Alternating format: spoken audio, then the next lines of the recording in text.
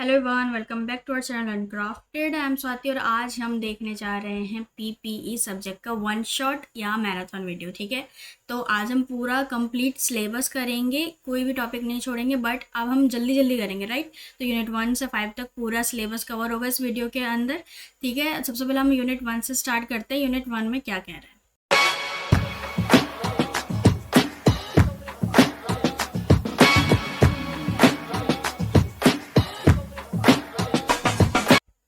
Unit 1 है हमारा understanding learning, यानी अधिगम की समझ होना कि लर्निंग क्या होती है, क्या नहीं होती है। ठीक है, तो सबसे पहला जो हमारा सब टॉपिक है वो है लर्निंग का कंसेप्ट और इम्पोर्टेंस। तो अधिगम है, उसका क्या अर्थ है और महत्व क्या है। ठीक है, देखो, लर्निंग जो है वो रिलेटिवली एक पैटर्न है जिसके अंदर हम किसी भी नए बिहेवियर को या नया एक्सपीरियंसेस लेते हैं, राइट, या एक नई चीज़ सीखते हैं, उसको लर्निंग कहते हैं।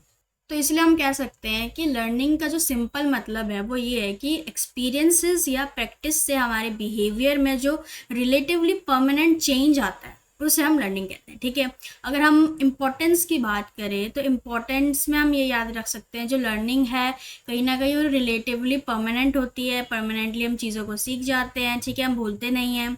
साथ ही में चेंज इन बिहेवियर होता है, यानी हम जो चेंज हमारे बिहेवियर में चेंज लाता है। और साथ ही कुछ लर्निंग जो होती है उसको हम चेंज भी कर सकते हैं। जैसे पुरानी हमने कुछ लर्निंग करी है, ठीक है, अगर उसको चेंज करना है तो आगे और प्रैक्टिस करके, एक्सपीरियंसेस लेके और चीज़ों को हम कह सकते हैं अनुभव करके हम उस बिहेवियर को चेंज भी कर सकते हैं लर्निंग के थ्रू। ठीक है, और साथ ही में हम इसे कह सकते हैं कि बेस्ड होता है एक्सपीरियंसेस में, यानी जितना आप एक्सपीरियंस लोगे उतना लर्निंग होगा। ठीक है, इसलिए इंपॉर्टेंस में हमें कहेंगे कि लर्निंग के बिना डेवलपमेंट पॉसिबल नहीं है। ठीक है, स्कूल में मेन ऑब्जेक्टिव जो है लर्निंग ही होता है कि बच्चे के अंदर चीज़ें डेवलप हो, नई नई चीज़ें वो जाने सीखे। ठीक है, लर्निंग से पर्सनैलिटी डेवलप होती है, कि हम ये कह सकते हैं कि हमारी पर्सनैलिटी शेप होती है। अब लर्निंग देखो पॉजिटिव भी हो सकती है, नेगेटिव भी हो सकती है। अच्छी चीज़ें सीखोगे तो अच्छी पर्सनैलिटी डेवलप होगी, अच्छी बिहेवियर डेवलप होगी, राइट। और अगर बुरी चीज़ें सीखोगे तो वही बुरी हम कह सकते हैं डेवलप होगी चीज़ें। ठीक है, तो यहाँ बात कर लिया कि लर्निंग क्या है और उसका इंपॉर्टेंस क्या है। नेक्स्ट है हमारा प्रिंसिपल्स ऑफ लर्निंग, अधिगम के कुछ सिद्धांत। ठीक है, देखो, लर्निंग के कुछ बेसिक प्रिंसिपल होते हैं जो मोस्टली हमारे थॉर्नडाइक से रिलेटेड होते हैं। ठीक है, कि लर्निंग क्या है। लर्निंग मेनली हमें रेडी करता है चीज़ों को सीखने के लिए। जब लर्नर मेंटली रेडी होता है तब वो लर्निंग को इफेक्टिवली सीख पाता है, राइट। और अगर हम बोले कहीं ना कहीं एक्सरसाइज करना, प्रैक्टिस करना चीज़ों की, तो हम जब एक्सरसाइज करते हैं, प्रैक्टिस करते हैं चीज़ों की, तो हम अपनी लर्निंग को कहीं ना कहीं स्ट्रांग बना रहे होते हैं। तो ये भी प्रिंसिपल में आ जाता है कि लर्निंग हमें कहीं ना कहीं चीज़ें सिखाती है, उसको स्ट्रांग बनाती है। तो कहीं ना कहीं इसमें हम बात कर सकते हैं कि लर्निंग जब इफेक्ट डालती है हमारे ऊपर तो वो अच्छा भी हो सकता है, बुरा भी हो सकता है। तो ये भी प्रिंसिपल है कि लर्निंग का बच्चे पे या किसी भी इंसान पे इफेक्ट पड़ता है, ठीक है, और वो उसी लर्निंग को एक्सपीरियंसेस में कन्वर्ट कर देता है। अगर हम बात करें तो लर्निंग जो होती है ना कहीं ना कहीं हमें मोटिवेट भी करती है। तो मोटिवेशन अगर होगा तो बच्चा अच्छे से चीज़ों को लर्न कर पाएगा, और अगर नहीं होगा तो चीज़ों को लर्न नहीं कर पाएगा। ठीक है, तो वही अगर एक और प्रिंसिपल की बात करें तो रेनफोर्समेंट, यानी बच्चों को हम कुछ ना कुछ देते हैं, बच्चों वर्बली या नॉन वर्बली हम बच्चों को शाबाशी देते हैं, उनको स्टार, कहीं ना कहीं उनके लिए तालियां बजवाते हो आप, ठीक है, उन्हें स्टार देते हो, तो इससे भी लर्निंग उनकी और इम्प्रूव होती है। क्योंकि जब वो खुश होंगे, मोटिवेटेड फील करेंगे तो वो और ज़्यादा लर्निंग करेंगे। ठीक है, और अगर हम बात करें तो लर्निंग के अंदर ये भी होता है कि आप बच्चों के डिफरेंसेस को देखें कि सब बच्चे एक जैसे नहीं होते, राइट। तो अलग अलग बच्चे, उनके जो इंडिविजुअल डिफरेंसेस है, ये भी प्रिंसिपल है कि बच्चों के, हर बच्चों का अपना अलग एक स्टाइल होता है लर्निंग का। तो आप उस अकॉर्डिंग बच्चों को करवाइए, पढ़ाइए, ठीक है, लर्निंग करवाइए। तो यही है कुछ हमारे प्रिंसिपल्स। नेक्स्ट है हमारा थ्योरीज ऑफ लर्निंग, यानी लर्निंग की कुछ थ्योरीज भी है कि ये जो लर्निंग है इस पर कुछ लोगों ने अपनी अपनी थ्योरी दी है। ठीक है, तो मेनली हमारे इसमें 2-3 थ्योरी है, वही पेपर में आएंगे तो वही एक एक करके डिस्कस कर लेते हैं। पहला तो हमारा थ्योरी है वो ट्रायल एंड एरर थ्योरी, जो कि थॉर्नडाइक ने दिया था। ठीक है, तो इस थ्योरी के अकॉर्डिंग लर्निंग जो है रिपीटेटिव अटेम्प्ट से होती है, कि जितना हम प्रैक्टिस करते रहेंगे, ट्रायल एंड एरर करते रहेंगे, सीखते रहेंगे, कोशिश करते रहेंगे, गलती भी हो रही है तो कोई बात नहीं, हम फिर से कोशिश कर रहे हैं, तो इससे लर्निंग होती है। इनका ये मेन उद्देश्य होता है। ठीक है, तो अगर एग्जाम्पल हम देखें तो जैसे कि बच्चा पहली बार मैथ्स के जो सम है वो सॉल्व कर रहा है, गलती कर रहा है, फिर सॉल्व कर रहा है, फिर आप उसे बता रहे हो कॉन्सेप्ट, फिर धीरे धीरे उस चीज़ को वो याद कर रहा है, ठीक है, तो फिर दोबारा वो ट्राई कर रहा है, फाइनली क्या होता है, आंसर उसका सही आ जाता है। तो ये एक है कि आप ट्रायल एंड एरर मेथड के थ्रू बच्चों को सिखा रहे हो, ठीक है। तो इसको ट्रायल एंड एरर मेथड कहते हैं, आपको ये ध्यान में रखना है, थॉर्नडाइक ने दिया है, ठीक है। अगर हम क्लासरूम इम्प्लीकेशन देखें कि क्लास में आप कैसे इस थ्योरम को, इस थ्योरी को इम्प्लीमेंट कर सकते हो, क्लास में कैसे इस चीज़ को हम लगा सकते हैं, तो कहीं ना कहीं जो हमारे प्रैक्टिस शीट्स होते हैं, जो वर्कशीट्स होते हैं, वो बच्चों को आप देते हो, उसमें बच्चा प्रैक्टिस करता है, कुछ गलतियां होती है तो आप उन्हें बता देते हो, राइट। तो ये हो गया। और होता है रिपीटेशन, हम कराते हैं बच्चों को चीज़ों की, ठीक है, बार बार हम बोलते हैं कि ये रिपीट करो, आप ठीक से नहीं बोल रहे, कोई वोकैबलरी है, ठीक है, उसका प्रोनाउंसिएशन या स्पेलिंग वो ठीक से नहीं लिख पा रहा, नहीं बोल पा रहा है, तो आप क्या करते हो, रिपीटेशन कराते हो कि भाई ठीक से लिखो, ठीक से बोलो। तो ये मेथड कहीं ना कहीं ये थ्योरी इंप्लीमेंट करता है इस चीज़ को, ठीक है।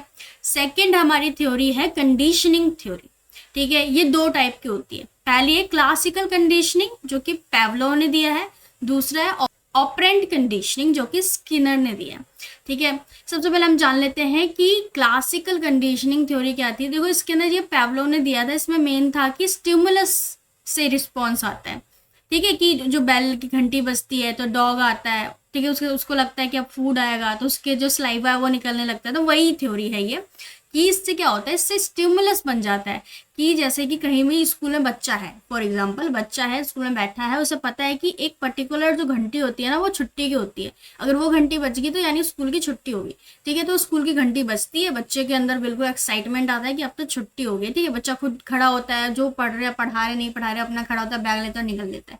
तो ये क्या होता है, ये स्टिमुलस हो जाता है। वहीं अगर हम बात करें, वो घंटी अगर पहले बज गई, लंच में बज गई, तो सबको ऐसा लगता है ना कि छुट्टी हो गई क्या, छुट्टी हो गई क्या, बट वो जो सेम फीलिंग उसको छुट्टी वाले टाइम आती है, वो सेम फीलिंग उसको लंच में भी आएगी उस बेल की वजह से। तो यही चीज़ बताता है कि कंडीशनिंग हो जाती है कई बच्चों की, या फिर पैवलोव कहते हैं कि हम किसी भी चीज़ को अगर हमें सिखाना है ना तो कंडीशनिंग करके सिखा सकते हैं।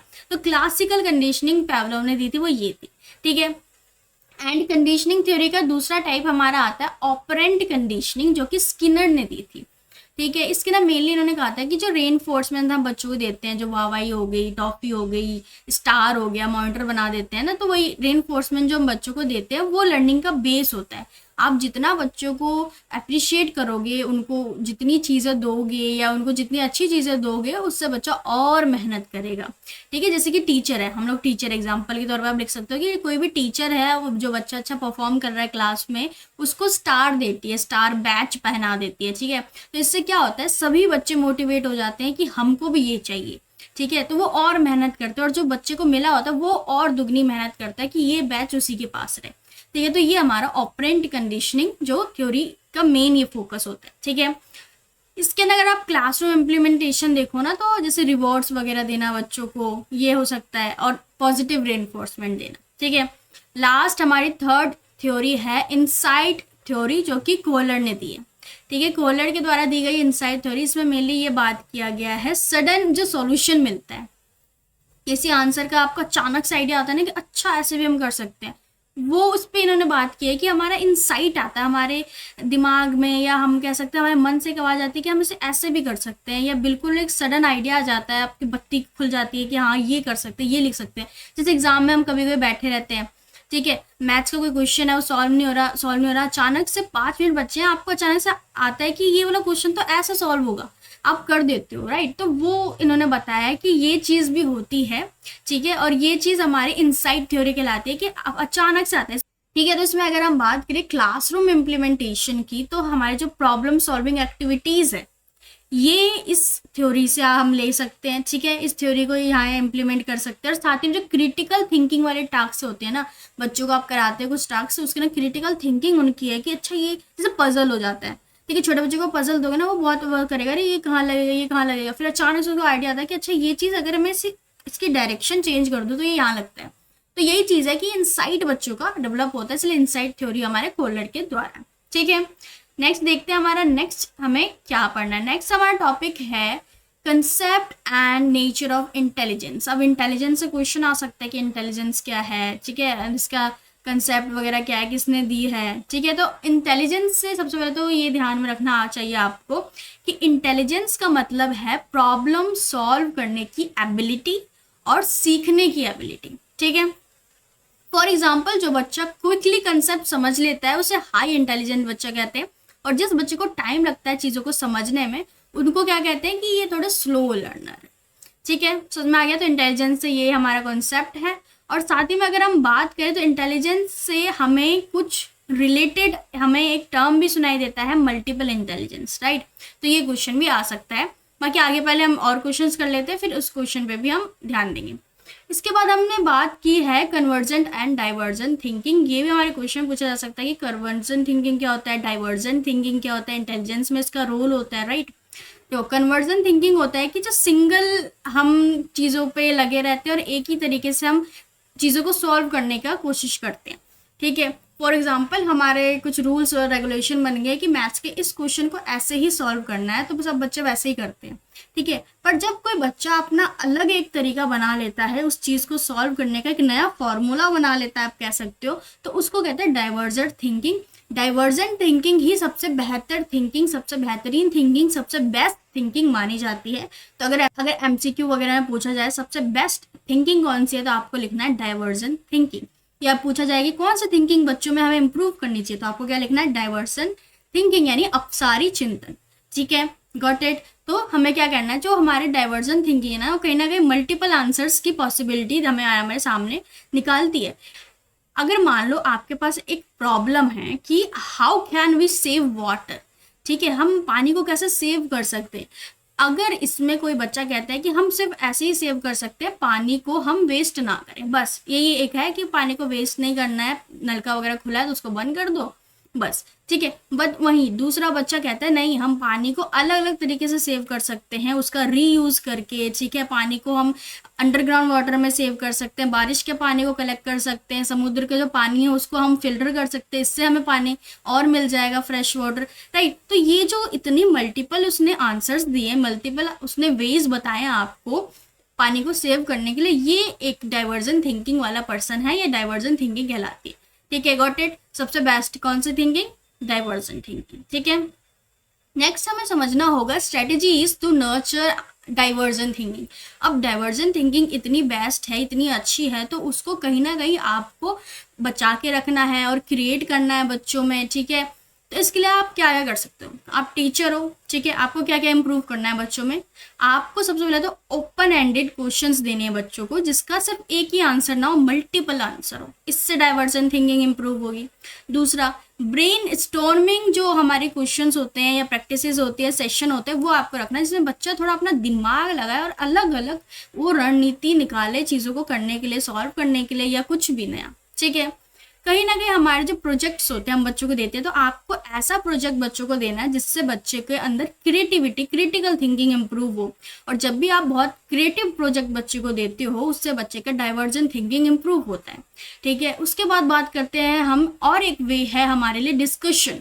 जब भी आप डिस्कशन बच्चों से करते हो तो उसके अंदर बहुत सारे अलग अलग व्यू पॉइंट्स निकल के आते हैं किसी एक टॉपिक के लिए, ठीक है। इसी को कहते हैं डाइवर्जेंट थिंकिंग। और इस तरीके से आप डाइवर्जेंट थिंकिंग को इन स्ट्रेटेजीज से नर्चर कर सकते हो, यानी इसका कहीं ना कहीं आप विकास कर सकते हो डाइवर्जेंट थिंकिंग का, ठीक है।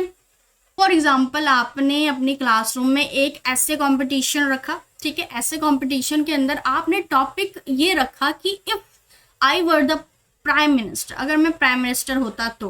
अब बच्चे की डाइवर्जेंट थिंकिंग है कि वो क्या क्या करता, हर बच्चा अपना डिफरेंट आंसर देगा, इसको कहते हैं डाइवर्जेंट थिंकिंग, ठीक है। समझ में आ गया। नेक्स्ट हमारे यूनिट 1 का टॉपिक है मल्टीपल इंटेलिजेंस थ्योरी जो हमारी थी। तो मल्टीपल जो हमारी इंटेलिजेंस थ्योरी है, हॉवर्ड गार्डनर ने दी है, बहुत बहुत बहुत इंपॉर्टेंट, ठीक है। क्वेश्चन में बहुत बार आया है, इससे क्वेश्चन पूछा जा सकता है। ये भी पूछा जा सकता है कि जो हमारी मल्टी इंटेलिजेंस की थ्योरी है उसके अंदर कितने पॉइंट्स आते हैं, कि कौन कौन सी है, कोई 2 बताओ, कोई 3 बताओ, ठीक है। तो इसके अंदर 8 टाइप है, मेनली आपको 8 टाइप देखने को मिलेगा, ठीक है। कुछ हमारे कैसे हैं, एक तो हमारा है कि लिंग्विस्टिक, यानी जो अच्छे से बोल सकता है, लैंग्वेज की उसको अच्छे से पकड़ होती है, जो अच्छी लैंग्वेज में आपको बता सकता है, लिख सकता है, ठीक है। तो उसको हम कहते हैं कि उसका लैंग्वेज के थ्रू इंटेलिजेंस अच्छा है, ठीक है। एक लॉजिकल हमारा इंटेलिजेंस होता है जो लॉजिक में बहुत अच्छा होता है, मैथ्स में बहुत अच्छा है, ठीक है, तो उसका मैथ्स स्ट्रांग है, उस फील्ड की वो चीज़ें और अच्छे से कर सकता है। एक हमारा म्यूजिकल इंटेलिजेंस होता है हमारे पास, राइट, तो वो सिंगिंग वगैरह उसका टैलेंट अच्छा है, म्यूजिकल इंस्ट्रूमेंट या जो हमारा टोन पिच होता है उसको समझने में उसकी जो ज़्यादा शक्ति है, ठीक है, उसके पास ज़्यादा उसकी इंटेलिजेंस है। एक बॉडीली काइनेस्टिक होता है, यानी जो आप स्पोर्ट्स में अच्छा करते हो, आपकी बॉडी बहुत फ्लेक्सिबल है, स्ट्रांग है, ठीक है, तो ये इंटेलिजेंस आपके पास है। एक इंट्रापर्सनल इंटेलिजेंस होता है, यानी जो खुद को समझने वाला इंटेलिजेंस। एक इंटरपर्सनल होता है, यानी दूसरों को आप समझ सकते हो, बातचीत कर सकते हो, जल्दी दूसरों से कनेक्ट कर लेते हो, तो ये सब इंटेलिजेंस होते हैं, ठीक है। तो इन सभी इंटेलिजेंस को आपको ध्यान से समझना है, ठीक है, और ये क्वेश्चन आ सकता है कि ये इंटेलिजेंस एक आध बताइए और उसके कुछ एग्जाम्पल्स दीजिए, ठीक है। इम्प्लीमेंटेशन अगर हम देखें तो टीचर्स को सब बच्चों को सेम स्केल से जज नहीं करना चाहिए, ये बताया गया है मल्टीपल इंटेलिजेंस की थ्योरी से, कि आपको समझना चाहिए हर बच्चे के पास अपना अलग अलग एक एक इंटेलिजेंस है, हो सकता है कम्बिनेशन ऑफ इंटेलिजेंस हो सकता है एक इंसान है उसको म्यूजिक में भी इंटरेस्ट है, म्यूजिक की इंटेलिजेंस भी है, उसकी बॉडी भी अच्छी है, वो इंट्रापर्सनल भी और इंटरपर्सनल भी, इतनी सारी इंटेलिजेंस है इंसान के अंदर, ठीक है। और ज़रूरी नहीं है कि इंटेलिजेंस हमेशा आपके अंदर होगी ही, आप प्रैक्टिस से भी इंटेलिजेंट अलग अलग डिफरेंट टाइप ऑफ इंटेलिजेंस को प्रमोट कर सकते हो, बना सकते हो, राइट, तो ये चीज़ भी समझनी चाहिए, ठीक है। बाकी अगर किसी को भी प्रीमियम नोट्स वगैरह लेने हो ना, तो आप डिस्क्रिप्शन में लिंक है, वहाँ से ले लेना। ये पीपी के हम प्रीमियम नोट्स देखते हैं, ठीक है, तो पीपी के प्रीमियम नोट्स में ये जो मैं अभी कंटेंट आपको दिखा रही हूँ, ये हेडिंग्स ये सब तो इंक्लूड होंगी, साथ ही में आप कह सकते हो कि हिंदी और इंग्लिश दोनों में ही आपको क्या देखने को मिलेगा, इस टाइप से आपको एक्सप्लेनेशन देखने को मिलेगा, ठीक है। और साथ ही में और क्या देखने को मिलेगा, और आपको एक माइंड मैप वगैरह देखने को मिलेगा कुछ इस तरीके से, ठीक है, तो माइंड मैप देखने को मिलेगा। और साथ ही में आपको इन्फोग्राफिक पूरा एक जो समराइज होता है ना यूनिट का, वो हर यूनिट में एंड में आपको मिलेगा। और क्या मिलेगा, आपको इंपॉर्टेंट क्वेश्चंस देखने को मिलेंगे, प्रीमियम क्वेश्चंस, ठीक है। तो प्रीमियम नोट्स के अंदर आपको क्वेश्चंस वगैरह देखने को मिलेंगे हिंदी और इंग्लिश सभी में, ठीक है, 10 से 15 क्वेश्चंस आपको देखने को मिलेंगे, और भी बहुत कुछ है। बाकी अगर आपको लेना हो एग्जाम परफेक्ट नोट्स हैं ये, ठीक है, लेना हो, बहुत ही अभी मिनिमम प्राइस है, डिस्काउंट चल रहा था इसीलिए बहुत ही मिनिमम प्राइस में आपको देखने को मिलेगा। डिस्क्रिप्शन में आपको मैं लिंक दे दूंगी या कमेंट सेक्शन में भी लिंक दे दूंगी, वहाँ से आप ले सकते हो पीपी के प्रीमियम नोट्स, ठीक है, जिसको आप एग्जाम से पहले पढ़ के जाना, बहुत सारे आपको क्वेश्चंस देखने को मिलेंगे इससे, ठीक है। चलो देखते हैं अपने नेक्स्ट यूनिट को। नेक्स्ट है हमारा unit 2, determination and process of learning. Yes, unit 1 खत्म हो गया, ठीक है, तो चलिए यूनिट 2 को समझते हैं कि इसके अंदर हमें क्या क्या पढ़ना है। तो ये जो हमारा यूनिट 2 है, इकाई 2, अधिगम के निर्धारक एवं प्रक्रिया, ठीक है। तो मुझे कमेंट करके जरूर बताना आप में से कौन कौन हिंदी मीडियम के स्टूडेंट्स हैं और कौन कौन इंग्लिश मीडियम के स्टूडेंट्स देख रहे हैं, ठीक है। तो सबसे पहला हमारा टॉपिक है नीड्स, इंटरेस्ट एंड एटीट्यूड। ये क्या होता है, इसका इंपॉर्टेंस क्या है, आप अपने क्लासरूम में कैसे इसको इम्प्लीमेंट करोगे, सब कुछ। तो सबसे पहले हम समझते हैं नीड। नीड का मतलब होता है किसी चीज की जरूरत जो बिहेवियर को ड्राइव करता है। एग्जाम्पल, अगर स्टूडेंट को एग्जाम क्लियर करना है, ठीक है, तो वो क्या सीरियसली पढ़ेगा ताकि उसको अच्छे से एग्जाम में नंबर आए, राइट, तो ये उसकी नीड है। जैसे आप अभी वीडियो देख रहे हो, आप पढ़ रहे हो, इतना कुछ आपने पढ़ा है, ठीक है, तो इसका मतलब है कि आपको अच्छे मार्क्स चाहिए, ये आपकी नीड है, नहीं तो फिर बेइज्जती हो जाएगी ना कि भाई तुम तो फेल हो गए, तुम्हारी री आ गई, तो वही बात है। तो ये हमारी नीड होती है। तो लर्निंग में इंपॉर्टेंस नीड की क्या होती है, तो नीड कहीं ना कहीं हमें मोटिवेट करता है कुछ नया क्रिएट करने में, नया कुछ सीखने में या अपनी लाइफ में अच्छा करने में, ठीक है। तो अगर नीड नहीं होगी तो हम एफर्ट नहीं लगाएंगे, आप ये ध्यान रखना, ओके। उसके बाद आता है इंटरेस्ट, यानी कि रुचि। किसी चीज में आपको रुचि है, वो करना आपको पसंद है। तो इंटरेस्ट का मतलब होता है किसी टॉपिक में जेन्युइन लाइकिंग, यानी कि आप उस चीज को बहुत पसंद करते हो, आपको अच्छा लगता है। अगर आपको गिटार बजाना अच्छा लगता है तो अच्छा लगता है, अब उसमें कुछ भी ना नीड से कुछ है या कोई मोटिवेशन नहीं, बस आपको अच्छा लगता है, नीड आपको बस अच्छा लगता है, इंटरेस्ट है आपका, ठीक है। तो एग्जाम्पल में हम लिख सकते हैं कि अगर स्टूडेंट को साइंस पढ़ना पसंद है तो वो एक्स्ट्रा वीडियोस देखेगा साइंस की, ठीक है, अपने सिलेबस से बाहर की जानकारी वो लेगा, एक्स्ट्रा क्वेश्चन सॉल्व करेगा, अपने कहीं ना कहीं नॉलेज को इंक्रीज करेगा क्योंकि उसे पसंद है साइंस, राइट। तो इंटरेस्ट से कहीं ना कहीं हम कह सकते हैं अटेंशन इंक्रीज होता है हमें, ठीक है। अगर आपको मान लो आपको कुकिंग करनी बहुत पसंद है तो कुकिंग वीडियोस जब भी आप देखोगे तो आप कंप्लीट इंटरेस्ट के साथ देखोगे, और अगर आप इंटरेस्ट के साथ देख रहे हो तो अटेंशन आपका कंप्लीटली वहीं रहेगा और आप उस चीज़ को बहुत अच्छे से समझ लोगे, राइट। तो वही है कि ये कहना कि हमारा रिटेंशन और अटेंशन दोनों ही स्ट्रांग करता है। ठीक है, अगर हम बात करें एटीट्यूड पे यानी अभिवृत्ति, तो एटीट्यूड हमारे पॉजिटिव या नेगेटिव माइंडसेट को कहते हैं। यानी एटीट्यूड का मतलब होता है किसी भी चीज़ को आपका देखने का नज़रिया क्या है। वही बात होगी जो मेन फेमस एग्जाम्पल होता है कि ग्लास में पानी है आधा, कुछ लोग कहते हैं आधा भरा है, कुछ लोग कहते हैं आधा खाली है। तो वही आपकी एटीट्यूड है, आपको देखने का नजरिया है कि आप कैसे देखते हो चीज़ों को।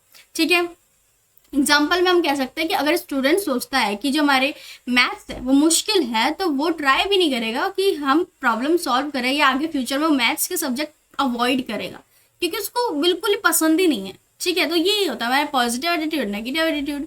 ठीक है, पॉजिटिव एटीट्यूड होगा तो आपकी परफॉर्मेंस कहीं ना कहीं बेटर होगी, तो ये आपको ध्यान में रखना है। तो बच्चों में भी आपको पॉजिटिव एटीट्यूड को ही शामिल करना है, राइट। नेक्स्ट हमारा टॉपिक है मोटिवेशन, अभिप्रेरणा। देखो, मोटिवेशन वो इंटरनल या एक्सटर्नल फोर्स होता है जिससे लर्नर को एक्शन लेने के लिए पुश मिलता है।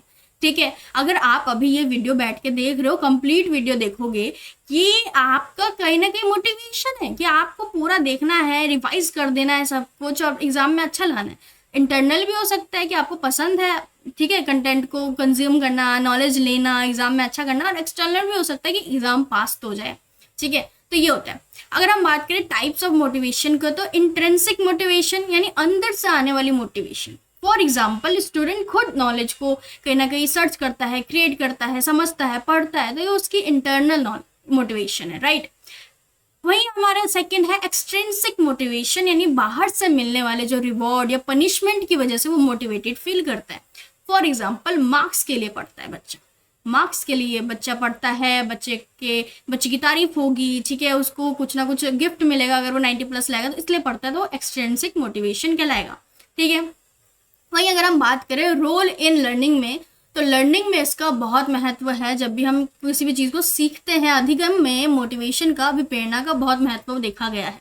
इससे क्या होता है, आप पढ़ाई करते हो, ठीक है, बच्चे को आप कहीं ना कहीं, बच्चे अपने मन से ही पढ़ता है, एफर्ट लगाता है चीज़ों में, ठीक है, कंसंट्रेशन इम्प्रूव करता है, ठीक है, क्रिएटिवली अपना पूरा माइंड को कहीं ना कहीं इसके अंदर लगा देता है लर्निंग में, क्योंकि उसको मोटिवेशन फील हो रहा है। कहीं ना कहीं गोल ओरिएंटेड भी चीज़ हो जाती है, यानी उसे गोल अचीव करना है कोई, तो इसलिए भी हम कह सकते हैं कि लर्निंग में मोटिवेशन का बहुत बड़ा रोल है।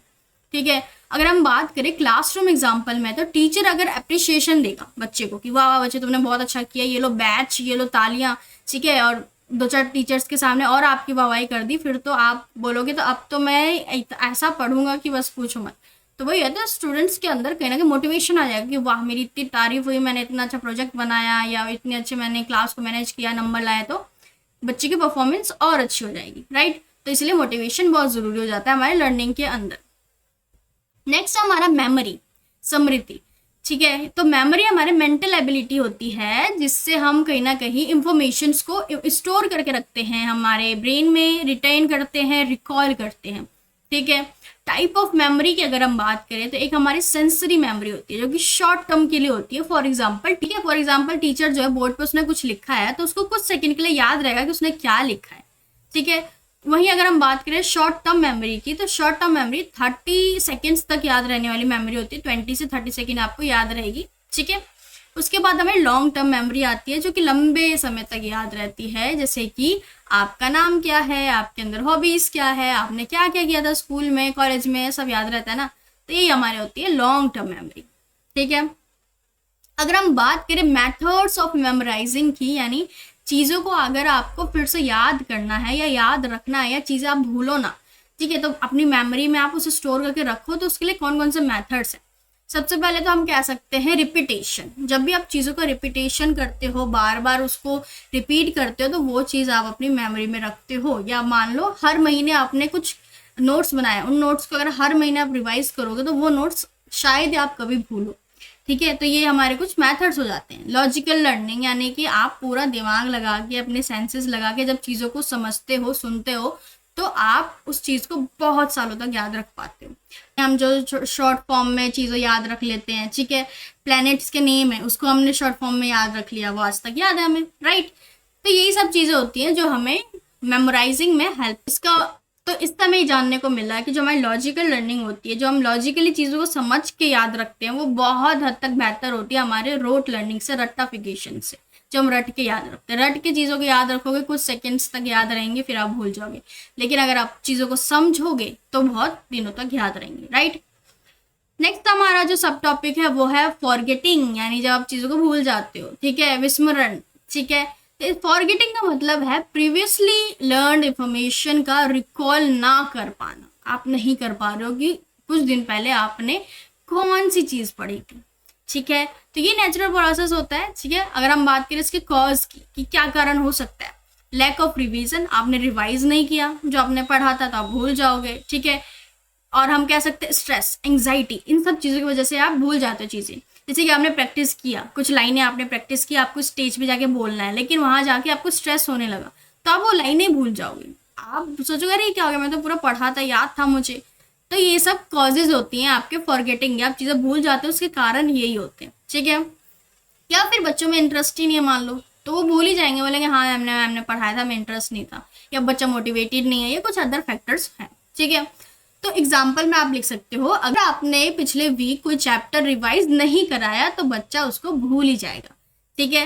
अगर हम बात करें कुछ ऐसे तरीकों की जिससे आप जो फॉरगेटिंग है उसको कम से कम करो, यानी आप कम से कम भूलो, तो क्या, रेगुलर रिवीजन करो, प्रैक्टिस करो, ठीक है, जितनी भी चीज़ें हैं प्रॉपर उसके अंडरस्टैंडिंग बैठाओ, चीज़ों को अच्छे से याद करो, सेंस के थ्रू, आपके लॉजिकल थिंकिंग के थ्रू याद करो, ठीक है। और प्रॉपर रेस्ट भी लो थोड़ा, ठीक है। ऐसा नहीं कि आप बिल्कुल ही आपका ब्रेन हैक्टिक हो रखा है और आप बस चीज़ों को याद करे जा रहे हो, याद करे जा रहे हो, याद करे जा रहे हो, तो दिमाग से निकलता ही रहेगा, ठीक है। तो थोड़ा ब्रेक के साथ लोगे तो अच्छे से आपको चीज़ें याद रहेंगी। इसलिए इसका अगर हम बात करें क्लासरूम में, एग्जाम्पल है कि टीचर वीकली जो रिविजन टेस्ट लेता है ना, कि इस वीक हमने जो जो पढ़ा हम इसका टेस्ट लेंगे, ये है कि आपको फॉरगेटिंग में बहुत ही मदद करेगी, सब चीज़ों को भूलोगे नहीं, ठीक है। नेक्स्ट हमारा टॉपिक है ट्रांसफर ऑफ लर्निंग, यानी अधिगम का स्थानांतरण, यानी कि चीज़ों को जब आप नॉलेज को ट्रांसफर करते हो, लर्निंग के ट्रांसफर करते हो, यानी कि जब एक सिचुएशन में सीखी हुई चीज़ दूसरे सिचुएशन में काम आए तो उसे कहते हैं ट्रांसफर ऑफ लर्निंग, यानी अधिगम का स्थानांतरण, ठीक है। ये भी हमारे 3 टाइप के होते हैं, ठीक है। तो 3 type of transfer of learning है हमारे। पहला टाइप है पॉजिटिव ट्रांसफर, दूसरा टाइप है नेगेटिव ट्रांसफर, और तीसरा टाइप है जीरो ट्रांसफर। देखो, पहला जो हमारा पॉजिटिव ट्रांसफर हमारा जो लर्निंग है, इसका मतलब है जो हमारी ओल्ड लर्निंग है वो हमें हेल्प कर रही है हमारे न्यू लर्निंग में, यानी जो हमने पहले सीखा था वो कहीं ना कहीं हमें मदद कर रही है नई चीज़ सीखने में। मान लो फॉर एग्जाम्पल हिंदी टाइपिंग आपको आती है, आपने सीखी है, तो क्या वो आपको मदद करेगी इंग्लिश टाइपिंग सीखने में?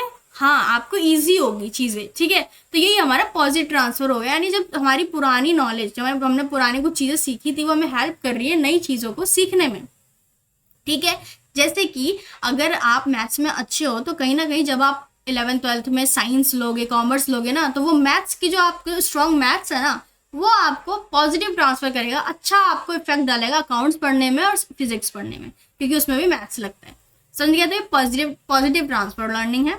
अगर हम बात करें नेगेटिव ट्रांसफर ऑफ लर्निंग की, तो जो हमारी ओल्ड लर्निंग है वो कहीं ना कहीं हमारे नए लर्निंग को इंटरफेयर कर रही है या प्रॉब्लम दे रही है, ठीक है। फॉर एग्जाम्पल आपने हिंदी ग्रामर्स के रूल्स वगैरह सब पढ़े, ठीक है, लेकिन क्या वो इंग्लिश में अप्लाई होंगे? नहीं, बहुत हद तक नहीं होते हैं, ठीक है। इसलिए हिंदी और इंग्लिश ग्रामर दोनों ही बहुत अलग अलग कॉन्सेप्ट्स पे देखे जाते हैं। जो हिंदी में हम चीज़ों को पढ़ते हैं, मात्राओं को जैसे हम बोलते हैं, ठीक है, शब्दों को जैसे हम लिखते हैं, क्या वो इंग्लिश में आपको मदद करेगा? नहीं, इंग्लिश टोटली एक डिफरेंट लैंग्वेज है, उसके डिफरेंट रूल्स एंड रेगुलेशन है, राइट। इंग्लिश में तो हम कुछ शब्दों को पढ़ते ही नहीं है, कुछ हम लेटर्स को पढ़ते ही नहीं है, ठीक है। जैसे ऑनेस्ट में एच भी आता है, पर हॉनेस्ट तो नहीं पढ़ते ना, क्योंकि वो इंग्लिश का रूल है भाई। हिंदी का है कि जो लिखा है उसको पूरा आपको पढ़ना है, राइट। तो ये नेगेटिव ट्रांसफर हो गया कि एक जो नॉलेज है वो आपको दूसरी नॉलेज में रुकावट बन रही है, ठीक है। वही है जीरो ट्रांसफर ऑफ लर्निंग, यानी यहाँ पे कोई भी रिलेशन है ही नहीं, ठीक है। जैसे कि आपको कार ड्राइविंग करनी आती है, आपको कार चलानी आती है, ठीक है, और साथ में आपको कुकिंग करनी भी आती है, तो क्या कार चलाना और कुकिंग करना दोनों एक दूसरे की जो नॉलेज है, दोनों एक दूसरे में कोई भी इफेक्ट डाल रही है? पॉजिटिव नेगेटिव नहीं डाल रही, जीरो ट्रांसफर, ठीक है। आई होप आपको समझ में आ गया। तो इम्प्लीमेंटेशन अगर हम देखें तो टीचर्स को जो न्यू कंसेप्ट है ना उसको ओल्ड नॉलेज से कनेक्ट करके पढ़ाना चाहिए, ये पूरी चीज़ ये आपको समझाने की कोशिश कर रही है, ठीक है। आई होप आपको समझ में आ रहा होगा सभी चीज़ें। कोई दिक्कत परेशानी हो तो कमेंट करके बता देना मुझे, ठीक है। नेक्स्ट हमारा फैक्टर्स अफेक्टिंग मेमोराइजिंग, जो मेमोरी है, फॉरगेटिंग है, ट्रांसफर ऑफ लर्निंग, इन सबको कौन कौन सी चीज़ें हैं जो इफेक्ट करती हैं, ठीक है, यानी कौन कौन सी ऐसी चीज़ें हैं जो उसमें प्रभाव डालती है, कारण बनती है, हमारी मेमोरी को अफेक्ट करती है, हमारे फॉरगेटिंग जो है उसको अफेक्ट करती है, और हमारे ट्रांसफर ऑफ लर्निंग जो है और ट्रांसफर को अफेक्ट करती है। तो सबसे पहले अगर हम देखें मेमोरी, तो फैक्टर्स अफेक्टिंग मेमोरी, जो हमारी मेमोरी है उसको कौन कौन सी चीज़ें अफेक्ट करती है, प्रभाव डालती है मेमोरी पे। तो इंटरेस्ट, अगर आपका इंटरेस्ट होगा तो आप उस चीज़ को मेमोरी में रखोगे, नहीं तो निकाल दोगे। मोटिवेशन, मोटिवेशन यानी अगर आप मोटिवेटेड फील करोगे तो उस चीज़ को अपनी मेमोरी में रखोगे, नहीं तो भूल जाओगे, ठीक है। हेल्थ, आपका हेल्थ कैसा, मेंटली फिजिकली आप हेल्दी हो या नहीं, ये भी आपकी मेमोरी पे इफेक्ट करता है, हाँ ठीक है। स्ट्रेस वगैरह हो गया, एंग्जाइटी वगैरह हो गया, ये भी इफेक्ट करता है। प्रैक्टिस हो गया, अगर आप रेगुलर प्रैक्टिस करोगे तो चीज़ें जो है आपकी मेमोरी में रहेंगी, नहीं करोगे तो नहीं रहेंगी, तो ये भी हमारे क्या हो गया, मेमोरी में हमारी इफेक्ट डाल रहा है, राइट। और भी बहुत सारी चीज़ें होती है, तो आप लिख देना, ठीक है। अगर हम बात करें कि फैक्टर अफेक्टिंग फॉरगेटिंग, फॉरगेटिंग को क्या क्या फैक्टर, कौन कौन से फैक्टर जो अफेक्ट करता है, चीज़ें आप भूल जाते हो, ठीक है। तो टाइम अगर गैप हो गया, बहुत टाइम से आपने उस चीज़ को याद नहीं किया, रिवाइज नहीं किया, तो चीज़ें भूल जाओगे। तो ये जो टाइम गैपिंग है ना, गैप आ जाता है टाइम का, तो ये अफेक्ट करता है आपके फॉरगेटिंग में। स्ट्रेस, एंग्जाइटी, ये भी अफेक्ट करता है आपके फॉरगेटिंग में, चीज़ों को भूलने में। सिमिलर सब्जेक्ट्स अगर हैं, ठीक है, जो सब्जेक्ट्स सिमिलर से हैं, जैसे कहीं ना कहीं आपने कुछ सब्जेक्ट्स देखे होंगे जिसके अंदर ना कुछ टॉपिक सेम सेम हो जाते हैं, बट उसकी चीज़ें अलग होती हैं, नेम सेम हो जाते हैं लेकिन उसका मतलब अलग होता है, तो ये सब चीज़ें होती है, फॉरगेट कर लेते हो आप, ठीक है। अगर आपने प्रॉपर प्रैक्टिस नहीं की, ठीक है, आपने कहीं ना कहीं रेस्ट नहीं लिया, तो ये सारी चीज़ें आपको फॉरगेटिंग में इफेक्ट करती हैं। और फैक्टर अफेक्टिंग ट्रांसफर, ट्रांसफर को कौन कौन से फैक्टर जो अफेक्ट करते हैं, पहले तो आपका इंटेलिजेंस, ठीक है, किस चीज़ में आपके ज़्यादा इंटेलिजेंस है, किस में कम है, तो वो अफेक्ट करता है।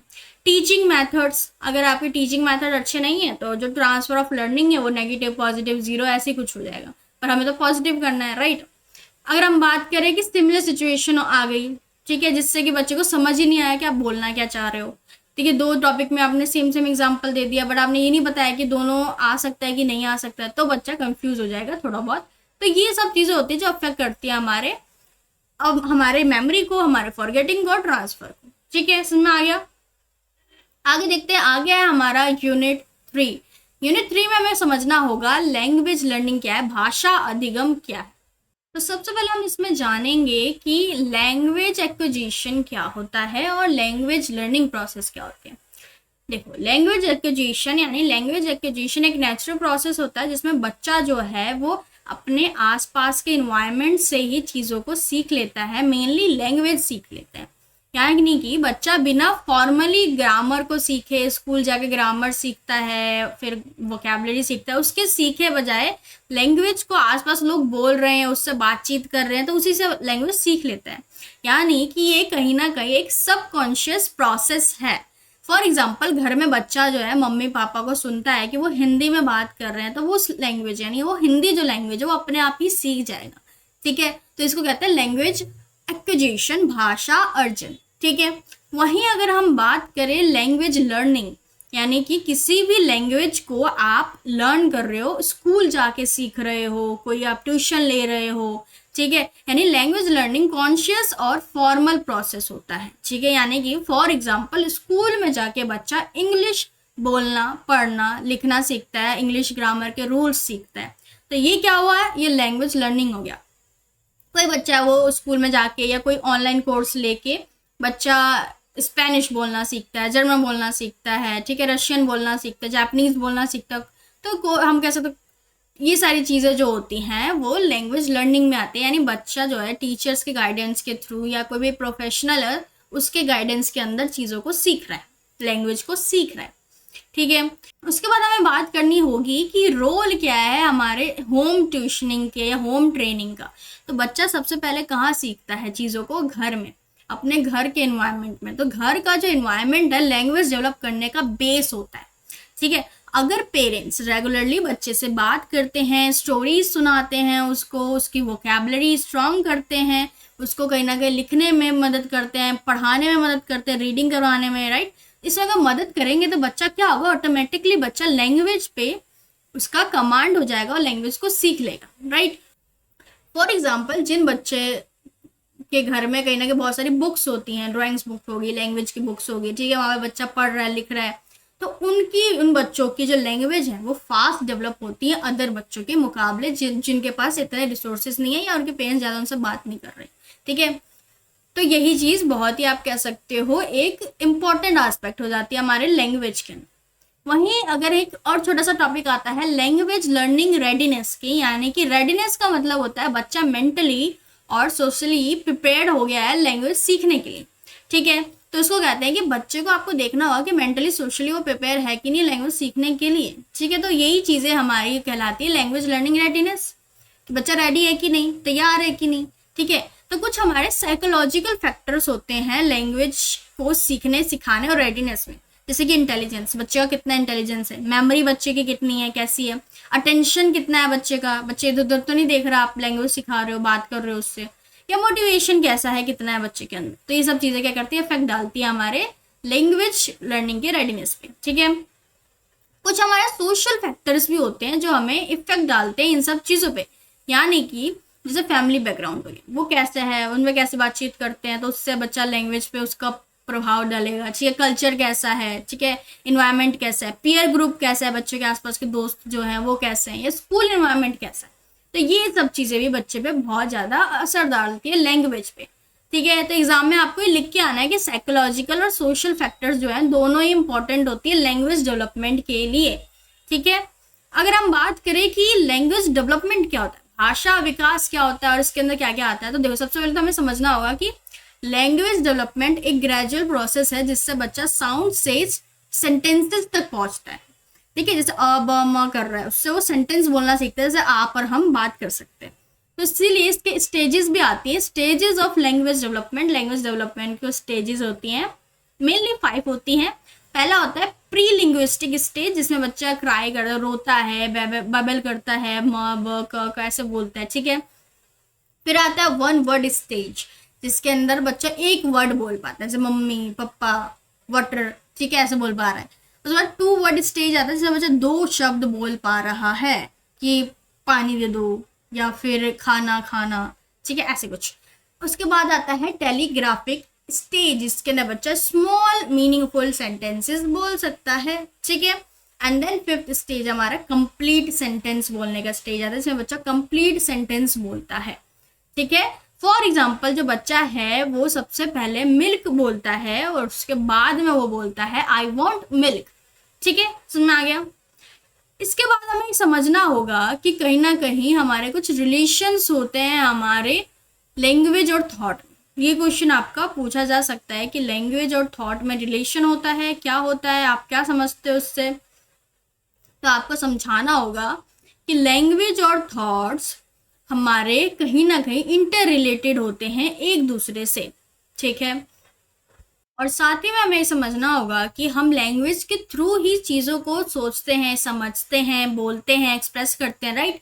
तो इसी के अंदर 2 मेन और टॉपिक आता है लैंग्वेज और थॉट्स के अकॉर्डिंग, कि पियाजे ने कहा है ईगोसेंट्रिक स्पीच के बारे में, यानी कि बच्चा खुद से बात करता है बिना किसी और को एड्रेस किए, यानी खुद ही अपने कार से वो बात कर रहा है, कार को चला रहा है और कुछ कार की आवाज़ आ रही है, खुद ही निकाल रहा है, पर आराम से कार के साथ खेल रहा है, उसको दुनियादारी से कोई प्रॉब्लम ही नहीं है और ना ही उसको कोई फर्क पड़ता है कि उससे कोई डिस्टर्ब हो रहा है कि नहीं, ठीक है। तो इसको कहते हैं ईगोसेंट्रिक स्पीच।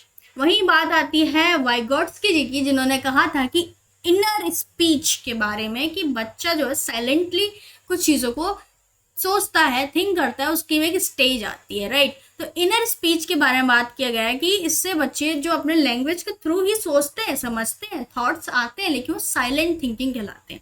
यानी कि फॉर एग्जाम्पल आप एग्जाम में बैठे हो, कोई बच्चा एग्जाम में बैठा है, ठीक है, वो क्या करता है, एग्जाम में क्वेश्चंस देखता है, अपने माइंड में उस क्वेश्चन को पूरा समझता है, उस क्वेश्चन का आंसर बनाता है, उसका माइंड मैप बना लेता है कि आप स्टार्ट कैसे करेगा, कौन कौन से पॉइंट्स लिखेगा, उसके बाद वो लिखना शुरू करता है और खुद से ही बात करता है, पर मन में कोई सुनता नहीं है उसको। तो हमारा हो गया वो इनर स्पीच, ठीक है। तो ये सब कॉन्सेप्ट्स हमें देखने को मिलेंगे। आगे है हमारा फैक्टर अफेक्टिंग लैंग्वेज डेवलपमेंट, की लैंग्वेज डेवलपमेंट के अंदर कौन कौन से ऐसे फैक्टर्स हैं जो उसे अफेक्ट करते हैं। भाषा विकास जब होता है, किसी भाषा का विकास करते हैं, तो उसमें कौन कौन सा आप कह सकते हो चीज़ें हैं वो जो उस पर प्रभाव डालती हैं, ठीक है।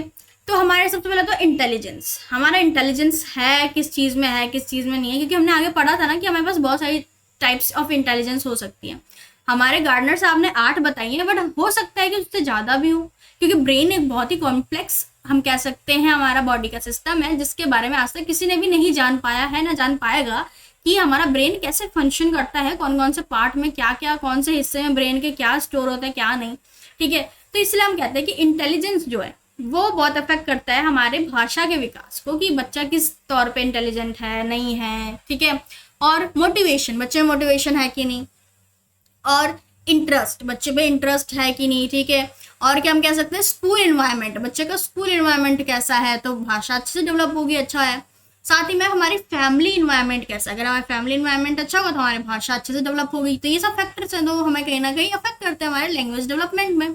और हेल्थ, स्ट्रेस, एंग्जाइटी, ये सारी चीज़ें हमें इफेक्ट करती हैं, और भी बहुत सारी चीज़ें। ठीक है, तो फॉर एग्जाम्पल जिन बच्चों को रिच लैंग्वेज एक्सपोजर मिलता है उनकी कम्युनिकेशन स्किल बेटर होती है उन बच्चों से जिनको नहीं मिल पाता, उतने अच्छी भाषा वाले एरिया में वो नहीं रह पाते या उनके उतने रिसोर्सेज नहीं मिल पाते। ठीक है, यहीं पर अगर हम बात करें टीचिंग इम्प्लीमेंटेशन की, यानी टीचर्स को क्या क्या करना चाहिए अगर अच्छे से उनको भाषा डेवलप करनी है, बच्चे में भाषा का विकास करना है, तो डिस्कशन करो बच्चे के साथ चीज़ों को लेके, स्टोरी टेलिंग का यूज़ करो, बच्चों को बोलो कि वो भी करें, इंटरेक्शन करो क्लासरूम में। ठीक है, और साथ ही में रीडिंग हैबिट्स डेवलप करो जिससे लैंग्वेज बच्चे की डेवलप हो, बच्चे को बहुत सारे नए नए शब्द देखने को मिले। ठीक है, वोकैबुलरी जितनी अच्छी आपकी होगी आप उतना अच्छा बोल पाओगे, लिख पाओगे। ठीक है, नेक्स्ट है हमारा फंक्शंस ऑफ लैंग्वेज, लैंग्वेज के कुछ कार्य भी होते हैं, तो फंक्शंस क्या क्या है।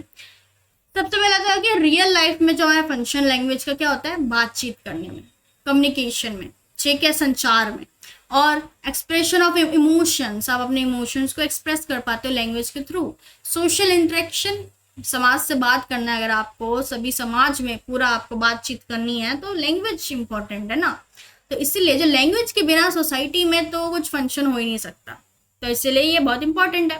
अगर हम बात करें इनसाइड क्लासरूम, क्लासरूम के अंदर लैंग्वेज आपको क्या फंक्शन होता है, तो बातचीत के लिए, डिस्कशन के लिए, कंसेप्ट को क्लियर करने के लिए, एक्सप्लेन करने के लिए, क्वेश्चंस पूछने के लिए, ठीक है, और अभी बहुत सारी चीज़ें करने के लिए।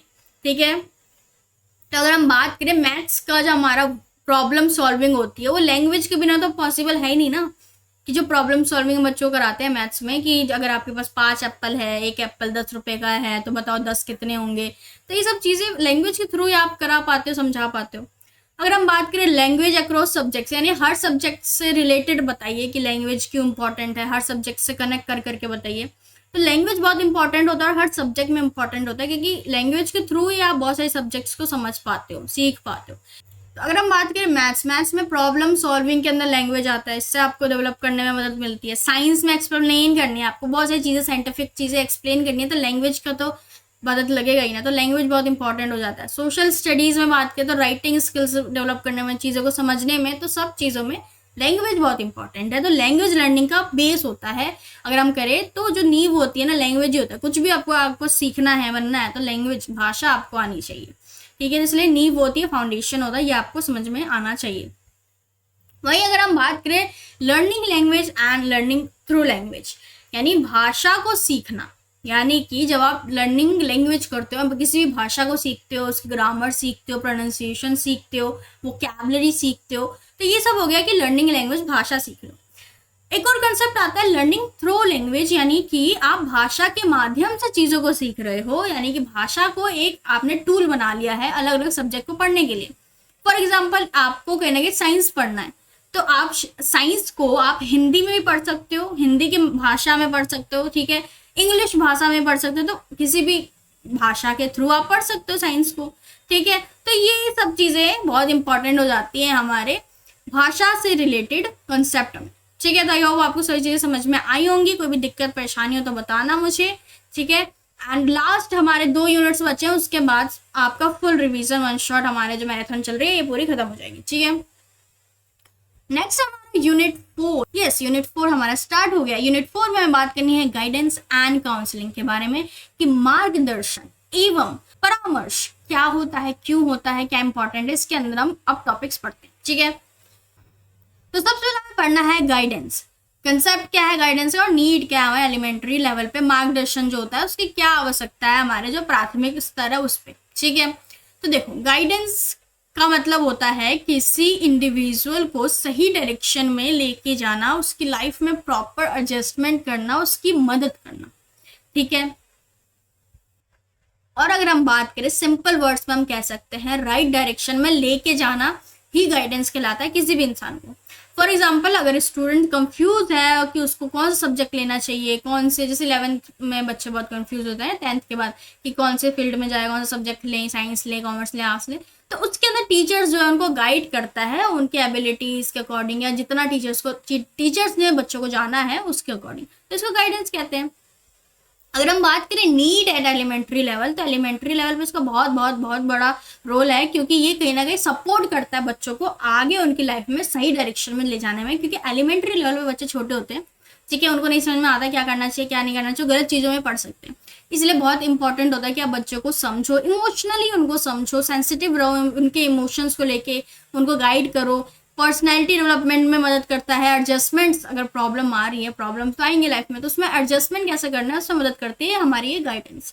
ठीक है, फॉर एग्जाम्पल क्लास 3rd का कोई बच्चा है, ठीक है, वो स्कूल में एडजस्ट नहीं हो पा रहा है, ठीक है, तो टीचर उसको सपोर्ट करता है, उसको गाइड करता है ताकि वो स्कूल में अच्छे से एडजस्ट हो गया, अपने क्लासरूम में अच्छे दोस्त बना पाए।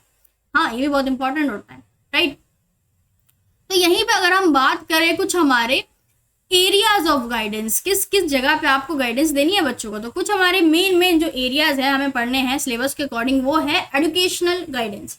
बच्चे को हमारे शिक्षा में गाइडेंस दो, वो बहुत जरूरी है कि स्टडीज रिलेटेड हेल्प देना है बच्चों को। फॉर एग्जांपल हमारे वीक स्टूडेंट्स हैं, उनको स्टडी मेथड्स बताना कि किस तरीके से वो स्टडी कर सकते हैं, राइट। वोकेशनल गाइडेंस आप दे सकते हो कि उनके करियर रिलेटेड गाइडेंस आपको देने कि आगे करियर में उन्हें क्या करना है, कैसे करना है, क्या कर सकते हैं क्या नहीं कर सकते उससे। ठीक है, फॉर एग्जांपल आपने स्टूडेंट को बताया कि उनकी जो इंटरेस्ट है वो इस चीज़ में, तो उस चीज़ में उन्हें करना चाहिए, वो इस चीज़ में बहुत अच्छे हैं तो इसमें उनको अपना करियर बनाना चाहिए, इस पर उनका अच्छा एक स्टेबल करियर बन सकता है। ठीक है, नेक्स्ट हम कह सकते हैं पर्सनल गाइडेंस देना, बच्चों के इमोशनल या पर्सनल लेवल पे कुछ प्रॉब्लम चल रहे हैं तो उससे रिलेटेड आप बच्चों को गाइडेंस प्रोवाइड कर सकते हो। फॉर एग्जांपल जो लो कॉन्फिडेंस बच्चे होते हैं उनको मोटिवेट करो, ये पर्सनल है, पर्सनल गाइडेंस में आता है। ठीक है, अगर हम बात करें सोशल गाइडेंस की, तो सोशल जो एडजस्टमेंट होती है उसमें आप हेल्प कर सकते हो बच्चों की, यानी वो सोसाइटी में या एडजस्ट नहीं कर पा रहा है, स्कूल में नहीं कर पा रहा। ठीक है, फॉर एग्जाम्पल जो बुलिंग सिचुएशन को आपने हैंडल कर लिया अच्छे से, ठीक है, तो एग्जाम में आप ये जो 4 पॉइंट्स है इसको अच्छे से लिख के आना। ओके, आगे हम देखते हैं आगे क्या पढ़ना है हमें। आगे हमारा नेक्स्ट जो टॉपिक है वो है individual and group guidance techniques. Individual और ग्रुप गाइडेंस को आपको करना है, यानी कि इंडिविजुअल यानी 1-to-1 इंटरेक्शन आप जब देते हो बच्चों को, तो इंडिविजुअल गाइडेंस टेक्निक हमारे होती है कि जब बच्चों को आप 1-to-1 यानी एक बच्चे से आप पूछते हो, उसको गाइड करते हो, तो उसको इंडिविजुअल गाइडेंस कहते हैं। फॉर एग्जाम्पल टीचर्स जो है स्टूडेंट से पर्सनली बात कर रहे हैं किसी भी प्रॉब्लम। ठीक है, इसका एडवांटेज अगर हम देखें तो पर्सनल प्रॉब्लम जो होता है डिटेल में सॉल्व हो सकता है, बच्चा और टीचर्स में एक अच्छे रिलेशन में बन जाता है और प्रॉब्लम भी जल्दी सॉल्व हो जाती है। उसके बाद आता है ग्रुप गाइडेंस। ग्रुप गाइडेंस के अंदर ग्रुप के जो लेवल पे आप प्रॉब्लम्स को, कॉमन प्रॉब्लम उसे सॉल्व कर रहे हो। फॉर एग्जाम्पल एग्जाम का स्ट्रेस है पूरे ग्रुप को, ठीक है, पूरी क्लास है, वो पूरी क्लास में आपने एक सेशन लिया कि एग्जाम स्ट्रेस कैसे कम कर सके, ये हो गया ग्रुप गाइडेंस। आपने गाइडेंस दिया पर पूरे ग्रुप को दिया क्योंकि सिमिलर ही प्रॉब्लम थे सबके। ठीक है, इसका एडवांटेज आप कह सकते हो कि टाइम सेव होगा, बहुत सारे बच्चों की प्रॉब्लम सॉल्व हो जाएगी, पीयर लर्निंग हो पाएगा। ठीक है, तो ये सारी चीजें कहीं ना कहीं हमें पढ़नी होगी, समझनी होगी। ठीक है, नेक्स्ट है हमारा काउंसलिंग। काउंसलिंग क्या होती है, इसके मीनिंग यानी परामर्श क्या होता है, उसका अर्थ और मार्गदर्शन के अंतर, डिफरेंस कैसा है कि जो ये है ये गाइडेंस से कैसे अलग होता है, काउंसलिंग गाइडेंस से कैसे अलग होता है, ये थोड़ा सा आपको समझना होगा। ठीक है, बाकी प्रीमियम नोट्स के अंदर आपको बहुत सारी चीजें मैंने लिख दी हैं, वो ऐसे पढ़ लेना, आप एग्जाम में लिख के आता ना। ठीक है, तो कोई दिक्कत परेशानी नहीं होगी आपको। अगर हम बात करें मीनिंग ऑफ काउंसलिंग में, तो काउंसलिंग एक प्रोफेशनल प्रोसेस है जहां ट्रेन्ड काउंसलर इमोशनल और साइकोलॉजिकल प्रॉब्लम सॉल्व करता है। ध्यान से सुनाना आपने। तो काउंसलिंग जो है एक प्रोफेशनल प्रोसेस होता है जहां पे ट्रेन्ड काउंसलर इमोशनल या साइकोलॉजिकल प्रॉब्लम को सॉल्व करता है। ये गाइडेंस से डीपर लेवल में होता है, यानी सबसे डीप में जब कोई इंसान किसी बच्चे की प्रॉब्लम को सॉल्व कर रहा है ना, उसे कहेंगे हम काउंसलिंग की, काउंसलिंग कर रहा है उसकी, ठीक है। तो ये गाइडेंस तो आते जाते कोई भी दे देता है, काउंसलिंग जो होती है वो बहुत ही डीप लेवल में होती है, ये एक डिफरेंस याद रखना, ठीक है। तो डिफरेंस के साथ अगर हम देखें तो गाइडेंस जो होता है जर्नल हेल्प होता है, ठीक है, लेकिन जो काउंसलिंग होती है वो डीप हेल्प होता है, जिसके अंदर हम कह सकते हैं रेमेडीज प्रोवाइड करते हैं बच्चों को। गाइडेंस में जो होता है वो प्रिवेंटिव हो जाता है, ठीक है, गाइडेंस। और टीचर्स भी हम गाइडेंस कोई भी दे सकता है, टीचर भी दे सकता है, प्रिंसिपल भी दे देगा, आसपास के जो लोग हैं वो भी दे देंगे, लेकिन काउंसलिंग जो है वो एक ट्रेंड प्रोफेशनल ही देगा, ठीक है। ये इमोशनल प्रॉब्लम्स को ज़्यादा फोकस करता है काउंसलिंग, ठीक है, समझ में आ गया। तो हम कह सकते हैं कि आप इसको ना क्या करना, टेबल बना के लिख देना, काउंसलिंग इधर और गाइडेंस इधर, ठीक है। उसके बाद हमारा देखते हैं हमारा नेक्स्ट टॉपिक है, नेक्स्ट है हमारा टेक्निक्स ऑफ काउंसलिंग। काउंसलिंग तो ठीक है, इससे कुछ टेक्निक्स भी है, तो 3 टेक्निक्स है इसके अंदर। एक है डायरेक्टिव काउंसलिंग, दूसरा है नॉन डायरेक्टिव काउंसलिंग, तीसरा है इलेक्टिव काउंसलिंग, ठीक है। तो सबसे पहले डायरेक्टिव काउंसलिंग क्या होता है। डायरेक्टिव काउंसलिंग का मतलब होता है काउंसलर एडवाइस देता है। फॉर एग्जाम्पल स्टूडेंट को डायरेक्टली सॉल्यूशन बता दिया उसने कि अच्छा तुम ये करो, सॉल्व हो जाएगा, प्रॉब्लम हो गया सॉल्व, डायरेक्ट काउंसलिंग हो गया, ठीक है।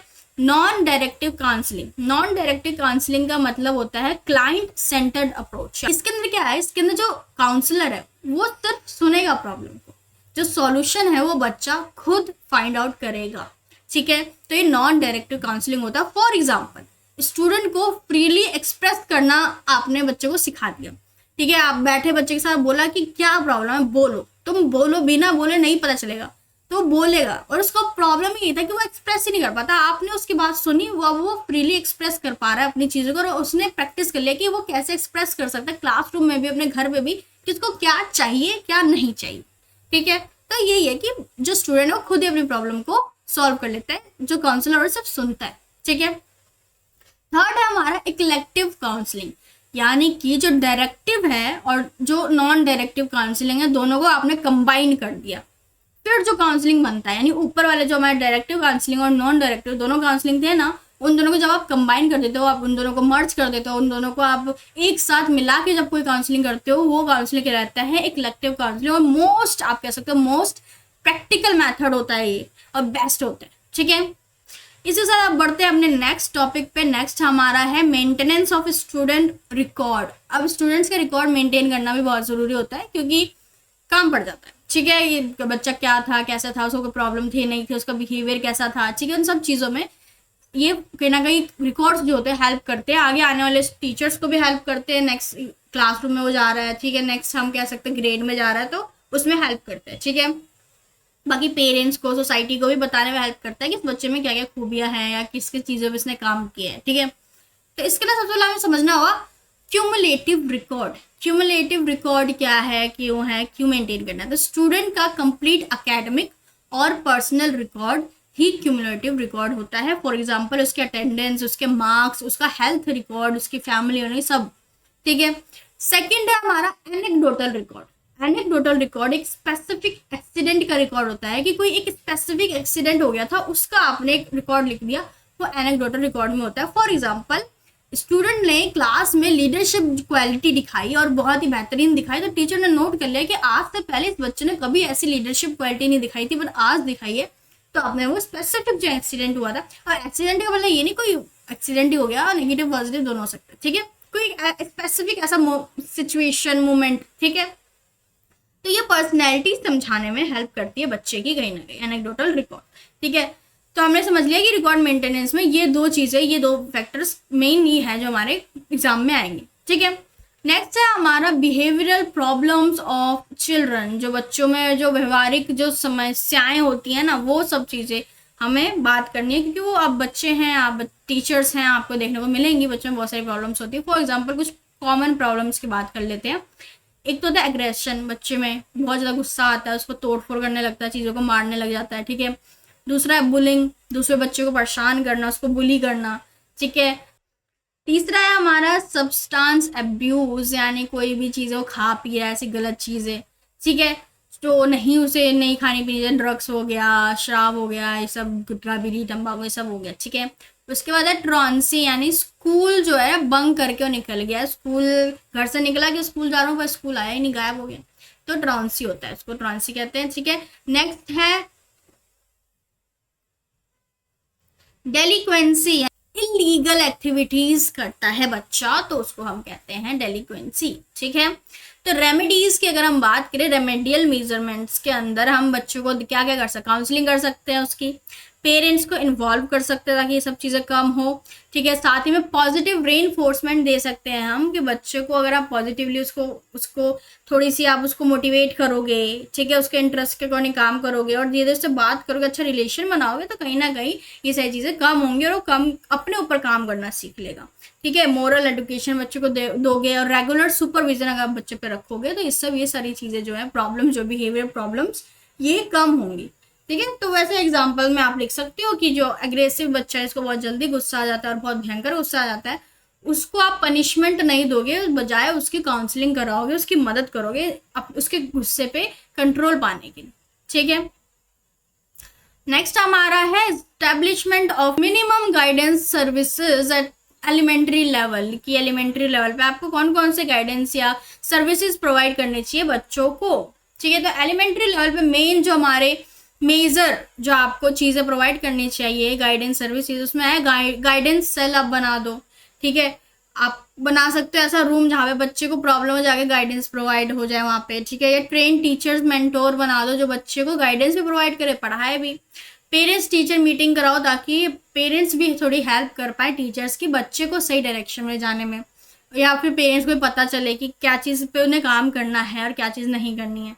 रिकॉर्ड कीपिंग, जब भी आप रिकॉर्ड कीप करते हो, रिकॉर्ड रखते हो बच्चों का, ठीक है, तो ये भी हेल्प करता है कहीं ना कहीं अच्छी गाइडेंस प्रोवाइड करने में बच्चों को, ठीक। कम्युनिटी इन्वॉल्वमेंट, जब भी कम्युनिटी इन्वॉल्व हो जाती है तब भी बच्चों को अच्छी गाइडेंस प्रोवाइड होती है कि आगे वो क्या कर सकते हैं क्या नहीं कर सकते इन फ्यूचर, ठीक है। तो पेरेंट्स और कम्युनिटी का रोल बहुत इंपॉर्टेंट हो जाता है गाइडेंस के अंदर, गाइडेंस सर्विसेज के अंदर एलिमेंट्री लेवल पे, ठीक है। तो एग्जाम्पल में यही लिख सकते हो कि पीटीएम में चाइल्ड के बिहेवियर को डिस्कस किया जा रहा है जिससे बच्चे की और अच्छी प्रोग्रेस हो पाए, ठीक है। आई होप आपको समझ में आ गई होंगी चीज़ें जो हमने अभी पढ़ी समझी। लास्ट हमारा यूनिट है यूनिट 5, इसके बाद हमारी वीडियो खत्म हो जाएगी और पूरा सिलेबस भी आप रिवाइज कर लोगे। यूनिट 5 में हमें बात करनी है इंक्लूसिव एजुकेशन की, समावेशी शिक्षा क्या होती है, क्यों इंपॉर्टेंट है, क्यों नहीं, ठीक है। सबसे पहले हमें समझना होगा कि मीनिंग क्या है इंक्लूसिव एजुकेशन का, कंसेप्ट क्या है इंक्लूसिव एजुकेशन का। तो देखो, इंक्लूसिव एजुकेशन का मतलब है सभी बच्चों को एक ही रेगुलर क्लासरूम में इक्वल अपॉर्चुनिटी के साथ पढ़ाना, ठीक है। किसी भी स्टूडेंट को अलग ट्रीट नहीं करना ही इंक्लूसिव एजुकेशन है, यानी चाहे वो स्पेशल बच्चा हो, अमीर हो, गरीब हो, किसी भी रिलीजन कास्ट का हो, लड़का हो लड़की हो, चल पाए ना चल पाए, डिसेबल हो, ठीक है, कैसा भी बच्चा हो, सभी को एक साथ पढ़ाना है, इक्वालिटी आपको प्रमोट करनी है, इक्वल अपॉर्चुनिटीज देनी है, ठीक है। तो इसे वो कहते हैं इंक्लूसिव क्लासरूम, इंक्लूसिव एजुकेशन, ठीक है। तो स्पेशल नीड के जो लर्नर्स होते हैं उनको भी कहीं ना कहीं आपको सपोर्ट करना है, तो स्पेशल नीड लर्नर्स को आप पढ़ा रहे हो, इक्वल अपॉर्चुनिटी दे रहे हो, एक्स्ट्रा सपोर्ट की ज़रूरत है तो उन्हें दे रहे हो, बट उनको कहीं ना कहीं सपोर्ट दे रहे हो, फिजिकली, इमोशनली, एकेडमिकली, सोशली वो स्ट्रांग हो रहे हैं, ठीक है। तो ये हमारा हो गया कि ये जो इंक्लूसिव एजुकेशन क्या है, क्यों है। अब हम नेक्स्ट पढ़ेंगे categories of learners with special needs, यानी कि अलग अलग टाइप्स के कैटेगरीज के लर्नर होते हैं हमारे स्पेशल लर्नर्स, ठीक है। तो वो एक एक करके पढ़ लेते हैं। सबसे पहले हमारा गिफ्टेड चिल्ड्रन, यानी कि जो बच्चे हाईली इंटेलिजेंस होते हैं और फास्ट लर्नर होते हैं। फॉर एग्जांपल क्लास में कुछ स्टूडेंट्स होते हैं जो क्विकली आंसर्स देते हैं, चीज़ों को समझ लेते हैं, अपनी तरफ से भी कुछ ऐड कर देते हैं, तो उनको कहते हैं गिफ्टेड चिल्ड्रंस, ठीक है। तो उनको आपने कहीं ना कहीं सपोर्ट देना है, उनको और एक्टिविटीज़ वगैरह देनी है, उनको और क्वेश्चंस देने हैं, उनको उनकी नॉलेज को और आपको इन्हेंस करने में मदद करनी है। उसके बाद हमारे आते हैं लेफ्ट हैंडेड लर्नर्स, जो कि बच्चे लेफ्ट हैंड से लिखते हैं, ठीक है। तो वो भी हमारे स्पेशल बच्चे हैं, वो एलियन नहीं है, अलग नहीं है, स्पेशल बच्चे हैं, ठीक है। तो टीचर्स को फोर्स नहीं करना है कि वो अपने राइट हैंड से ही लिखे, अगर वो लेफ्टी है तो अपना लेफ्ट हैंड यूज कर सकते हैं, ठीक है, कहीं ना कहीं उन्हें प्रमोट करना है। उसके बाद आते हैं हमारे स्लो लर्नर्स, जो कि नॉर्मल जो इंटेलिजेंस है उससे थोड़े से स्लो पेस पे चीज़ों को सीखते हैं, समझते हैं, ठीक है। फॉर एग्जाम्पल जो हमारे जो कंसेप्ट समझाने में कुछ बच्चे जल्दी समझ जाते हैं, कुछ बच्चे बहुत टाइम ले लेते हैं चीज़ों को समझने में, उनको बार बार रिपीट करना पड़ता है, अलग अलग मैथड से समझाना पड़ता है, तब वो समझ लेते हैं। ठीक है, तो उन्हें स्लो हम कह सकते हैं लर्नर कहते हैं। तो सपोर्ट करना है आपको कहीं ना कहीं उनको एक्स्ट्रा आपको एक्सप्लेनेशन करनी है, चीज़ों को सिंपल से सिंपल कंटेंट आपको समझाना है, तब जाके वो अच्छे से समझ पाएंगे। उसके बाद हमारे आते हैं फर्स्ट जनरेशन लर्नर्स, यानी कि फैमिली में पहली बार स्कूल जाने वाला बच्चा, पूरी जनरेशन, पूरा उसका जो खानदान है उसमें पहला बच्चा जो स्कूल जा रहा है उसे कहते हैं फर्स्ट जनरेशन लर्नर। ठीक है, तो होम जो होता है ना, घर है, उससे उसको कम सपोर्ट मिलेगा, ये आपको ध्यान में रखना, क्योंकि कोई गया नहीं स्कूल तो उन्हें कैसा पता चले स्कूल की महत्व या स्कूल कैसे सपोर्ट हो, नहीं कर पाएंगे, चाहे ना चाहे फिर भी नहीं कर पाएंगे। तो टीचर्स को उनको एक्स्ट्रा एकेडमिक सपोर्ट देनी चाहिए। ठीक है, और उन पर थोड़ा सा आपके साथ नजर रखना चाहिए कि वो अच्छा करे। उसके बाद आते हैं अंडर अचीवर्स, यानी कैपेबिलिटी हाई है लेकिन परफॉर्मेंस लो हो गए बच्चों की, वो बहुत अच्छा कर सकते हैं लेकिन वो नहीं कर पा रहे, तो उन बच्चों को कहते हैं अंडर अचीवर्स बच्चे।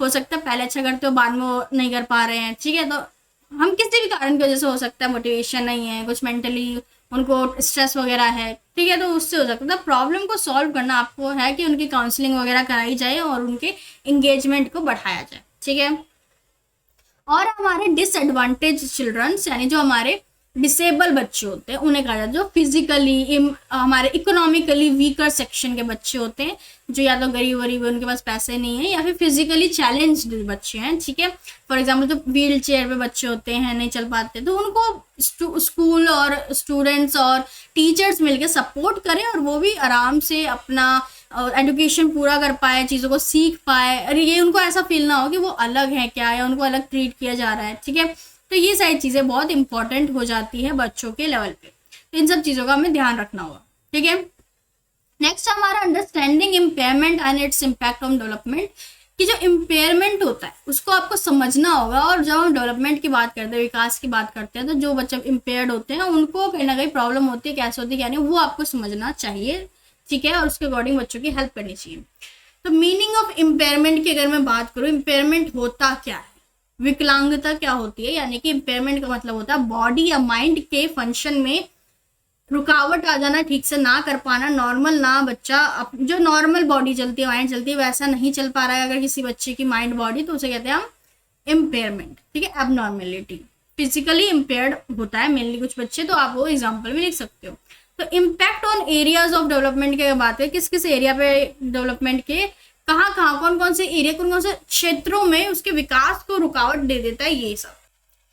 तो अगर हम बात करें कि कौन कौन से एरियाज है जहाँ पे वो फिजिकली जो इम्पेयर बच्चा है, मेंटली इम्पेयर बच्चा है, उसके डेवलपमेंट में रुकावट आएगी, तो जो फिजिकल है तो मूवमेंट में प्रॉब्लम होगा, कॉग्निटिव है तो लर्निंग डिफिकल्टी बच्चे में होगी, अगर दिमागी रूप में कुछ प्रॉब्लम है तो उसको, सोशली बच्चे को चाहे तो पीयर इंटरेक्शन है वो उसमें इश्यूज हो गए, कुछ बच्चे नहीं बात करना चाहते हैं ऐसे बच्चों से जो थोड़े से नहीं नॉर्मल दिख रहे हैं, या फिर मेंटली या फिजिकली, इसमें प्रॉब्लम होगी। इमोशनली वो बहुत ही लो कॉन्फिडेंस के बच्चे रहेंगे, वो बहुत ही स्ट्रेस में रहते हैं क्योंकि उन्हें लगता है कि वो अलग है, या उनको इक्वली ट्रीट नहीं कर रहे, इक्वली बात नहीं करना चाह रहे लोग, तो ये सब होता है। उसके बाद लैंग्वेज में भी प्रॉब्लम हो जाती है, कम्युनिकेशन में प्रॉब्लम आती है बच्चों की, सेल्फ और मोरल डेवलपमेंट में भी दिक्कत आ जाती है। बच्चा अपनी जो कैपेबिलिटी है, अपने जो सेल्फ स्टीम है, उसको थोड़ा सा आप कह सकते हो कि लो समझता है, सोचता है कि मैं नहीं कर सकता, ये नहीं कर सकता, वो नहीं कर सकता। ठीक है, तो एग्जाम्पल में आप लिख सकते हो कि जो हियरिंग इम्पेयर्ड बच्चा है और कम्युनिकेशन में उसको डिफिकल्टी होती है, तो टीचर्स को चाहिए कि विजुअल एड्स का ज़्यादा से ज़्यादा यूज़ करें। अगर वो हियरिंग इम्पेयरमेंट है, सुन नहीं सकता या सुनने में दिक्कत है, तो कम्युनिकेशन कम से कम, और ऐसे विजुअल एड्स ज़्यादा से ज़्यादा हो क्लासरूम में, जिससे उससे भी समझ में आ जाए कि क्या पढ़ाया जा रहा है, किस चीज़ किस टॉपिक पे बातचीत हो रही है। ठीक है, नेक्स्ट हमारा टॉपिक है प्रेजुडाइज एंड डिस्क्रिमिनेशन। देखो, अब हम समझते हैं प्रेजुडाइज का मतलब क्या होता है, नेगेटिव थिंकिंग या biased toward special need students. अगर आप जो बच्चे स्पेशल नीड के बच्चे हैं उनके लिए आप बुरा सोचते हो या बायस्ड रहते हो, भेदभाव करते हो, तो इसको कहते हैं कि आपने लोगों को पहले से जज कर लिया या उसको आप भेदभाव कर रहे हो। ठीक है, फॉर एग्जाम्पल लोग कहते हैं ना कि ये बच्चा वीक है, ये नहीं कर सकता, वो नहीं कर सकता, ये चल नहीं सकता, तो इसको रेस मत कराओ, रेस में मत लाओ, ये मत करो, तो ये सब होता है। ठीक है, अगर हम बात करें डिस्क्रिमिनेशन यानी भेदभाव। ठीक है, जब भी भेदभाव होता है किसी भी चीज़ को लेके, रंग पे, रूप पे, जेंडर पे, रिलीजन पे, स्पेशल नीड है कोई है, ठीक है, इस पे होता है, तो अगर हम बात करें यहाँ पे फॉर्म्स ऑफ डिस्क्रिमिनेशन आ जाते हैं, अलग अलग टाइप के आप कह सकते हो भेदभाव होते हैं। एक तो बुलिंग होता है कि परेशान कर रहे हैं उसको उसके रंग रूप पे या किसी भी चीज़ पे, वो फिजिकली इम्पेयर्ड है तो उसको कुछ वर्ड इसको बोल रहे हैं उसको, ठीक है। इग्नोरिंग, बच्चों को इग्नोर कर रहे हो तो ये भी एक क्या डिस्क्रिमिनेशन है, भेदभाव ही है कि अगर वो हमसे थोड़ा अलग है तो आप उसको इग्नोर कर रहे हो, नहीं आपको बात करनी। एक तो लेबलिंग, लेबल कर देते हैं कि ये लेबल है जाएगी तो इस नाम से जाना जाएगा, ठीक है, वो होता है। तो ये सब चीज़ें हम कह सकते हैं फॉर्म ऑफ डिस्क्रिमिनेशन होता है। अगर हम इफेक्ट की बात करें तो क्या इस सब चीज़ों का इफेक्ट पड़ता है, तो हाँ पड़ता है। बच्चों के कहने का कॉन्फिडेंस लो हो जाता है, बच्चों का इमोशनल स्ट्रेस बहुत ज़्यादा हाई हो जाता है, जिससे वो कुछ गलत चीज़ें भी कर सकता है। एकेडमिक डिक्लाइन तो होता ही होता है, एकेडमिक्स में वो बिल्कुल अच्छा नहीं कर पाता, और कहने के वो आप कह सकते हो सोसाइटी से भी कट ऑफ कर देता है, ठीक है। तो ये सब इम्पैक्ट पड़ सकता है। सोल्यूशन क्या है, कुछ सोल्यूशन की भी बात कर लेते हैं। तो सबसे पहले तो अवेयरनेस प्रोग्राम चलाना चाहिए कि अवेयर हो जाए लोग सब कि सब लोग सेम है, सब लोग इक्वल है, अगर वो डिफरेंट भी है तो क्या हुआ, आपको एक साथ एक समान ट्रीट करना चाहिए, ठीक है। इंक्लूसिव एक्टिविटीज़ कराइए, सेंसिटिव रहिए, और आपके जो ट्रेनिंग कराते हैं टीचर्स को उसमें भी आपको सेंसिटिविटी की ट्रेनिंग करानी चाहिए और वैल्यू एजुकेशन देनी चाहिए। देखिए वैल्यू एजुकेशन आपको देना चाहिए कि वैल्यू पता हो आपको चीज़ों को लेकर। तो टीचर्स का रोल यही है कि बहुत सारी चीज़ें आपको सीखनी है, सिखानी है, और क्लासरूम में ध्यान देना है कि किसी के साथ डिस्क्रिमिनेशन वगैरह ना हो, ठीक है। नेक्स्ट हमारा role of family, community and neighbourhood, की कम्युनिटी का, नेबरहुड का, फैमिली का क्या रोल है इन सब चीज़ों में। देखो फैमिली की रोल की बात की तो इमोशनल सपोर्ट देना चाहिए उनको, ठीक है, उनको पूरी मदद करनी चाहिए, उनके हैप्पीनेस और पीस के साथ घर में रहना चाहिए। अर्ली आइडेंटिफिकेशन कर लेनी चाहिए, अगर कोई भी चीज़ों में तो कोई दिक्कत परेशानी हो रही है तो पहले से अगर फाइंड आउट हो जाएगा कि अच्छा बच्चों को ये दिक्कत है तो उस पर जल्दी हम सोल्यूशन प्रोवाइड कर देंगे, ठीक है। इंकरेजमेंट करो, बच्चों को मोटिवेट करो, बच्चों के नीड इंटरेस्ट के अकॉर्डिंग काम करो जिससे बच्चा मोटिवेट हो जाए, ठीक है। फॉर एग्जाम्पल पेरेंट्स अगर मोटिवेट करेंगे तो बच्चे का अंदर कॉन्फिडेंस स्ट्रांग होगा ही होगा, ठीक है, चाहे उसके बाद कितनी भी उसके अंदर कमियाँ हो, ठीक है, लोगों के अकॉर्डिंग। अगर हम बात करें रोल ऑफ कम्युनिटी की, कम्युनिटी का क्या रोल है, तो देखो एक्सेप्टेंस की, भाई कम्युनिटी एक्सेप्ट करिए सब चीज़ों को और उसको इजी कर दीजिए, नॉर्मल कर दीजिए। वो ये मत सोचिए कि अलग है वो अलग है, सब इक्वल है, ठीक है। रिसोर्सेज प्रोवाइड करिए, हेल्प कराइए, अवेयरनेस कैंपेन और प्रोग्राम्स चलाइए जिससे अवेयरनेस फैले सोसाइटी में कि किसी को भी कैसे ट्रीट करना चाहिए, क्योंकि इक्वालिटी सबसे इंपॉर्टेंट होता है, जस्टिस सबसे इंपॉर्टेंट होता है, ठीक है। अगर हम वही बात करें रोल ऑफ नेबरहुड की, तो नेबरहुड्स की भी यही रोल है कि जो नेबर्स वगैरह है हमारे सोशल इंटरेक्शन अच्छा करें, सेफ इन्वायरमेंट बना के रखें, ठीक है, एक दूसरे को मोटिवेट करें, कहीं ना कहीं नीचा ना दिखाएं, ठीक है। तो इसके एग्जाम्पल आप लिख सकते हो। Community inclusive sports event organise करता है जिससे कि सब लोग मिलजुल के उसमें पार्टिसिपेट करते हैं और भेदभाव खत्म होता है कहीं ना कहीं, ठीक है। सो आई होप आपको सारी चीज़ें समझ में आ गई होंगी, ठीक है। और अगर कोई भी दिक्कत परेशानी हो कमेंट में बता देना, और ये प्रीमियम नोट्स देख लो, कुछ इस तरीके से आपको दिखेंगे जैसे मैंने आपको दिखाया था, ठीक है। और ये बहुत सारी इसके चीज़ें क्वेश्चन भी हैं और बहुत सारे डायग्राम्स भी हैं, इमेजेस भी हैं, हिंदी और इंग्लिश दोनों में ही आपको देखने को मिलेगा। तो अगर वीडियो अच्छी लगी तो वीडियो को लाइक करो, सब्सक्राइब नहीं किया चैनल को सब्सक्राइब करो ताकि ऐसी और भी वीडियोस आपको देखने को मिले। और मुझे बताना आपको मेरी जितनी भी मैं आपको रिसोर्सेज प्रोवाइड कर रही हूँ उन सबका हेल्प कैसा लग रहा है, फीडबैक वगैरह मैं ले रही हूँ, ठीक है, सजेशन जितने भी मैं ले रही हूँ उस पर काम कर रही हूँ। बाकी मुझे बताना कि आपको वीडियोस कैसी लग रही हैं, ठीक है, और कौन कौन सी वीडियोस चाहिए, नेक्स्ट कौन सा एग्जाम है उस पर बता दो। एंड साथ ही में अपने जो ये वीडियो है इसको अपने ग्रुप्स वगैरह में शेयर करो ताकि वहाँ पे बच्चे जाने, पहचाने, पढ़ें, लिखें, ठीक है, उनका भी एग्जाम अच्छा जाए, ठीक है। सो आई होप आपका एग्जाम बहुत बहुत बहुत अच्छा जाए, आप अपने एग्जाम बहुत अच्छा करना, जितने भी क्वेश्चंस वगैरह सबको लिख कर आना, कोई छोड़ना मत। अगर लिखा है कि टोटल आपको 5 क्वेश्चन अटेम्प्ट करने हैं तो 5 करना, चाहे आए ना आए, ठीक है। बाकी इतना कुछ तो आपने पढ़ लिया, क्यों नहीं आएगा, बना के लिख देना, ठीक है। और थोड़ा ज़्यादा लिखना है क्योंकि एक पेज जो होता है ना वो 4 नंबर का होता है, तो मार्क्स के अकॉर्डिंग लिखना। अगर 3 नंबर का है क्वेश्चन तो 1 पेज लिखोगे इनफ है, 5 नंबर का क्वेश्चन है तो 2 से 3 पेज लिख देना, ठीक है। थोड़ा स्पीड बनाओ, ठीक है, और थोड़ा हाइलाइटर्स वगैरह लेके जाओ या पेन से थोड़ा आप कह सकते हो चीज़ों को हाईलाइट करो, जो जैसे वर्ड्स आप यूज़ कर रहे हो, अगर उनको हाईलाइट करोगे एग्जामिनर देखेगा आपको और अच्छे मार्क्स मिलेंगे। तो थोड़ा सा अगर कलरफुल आपकी कॉपी होगी ना तो बहुत अच्छे मार्क्स आपको देखने को मिलेंगे, ठीक है। बाकी पर्सनल एक्सपीरियंस मैंने आपको बहुत सारी चीज़ें बता दी हैं, गाइडेंस दे दिया है, ठीक है। और कोई भी गाइडेंस चाहिए तो मुझे बता देना, उस पर मैं आपको बता दूंगी नेक्स्ट वीडियो में, ठीक है। तो चलिए तब तक के लिए bye bye, tata, see you, मिलते हैं अपने नेक्स्ट वीडियो में।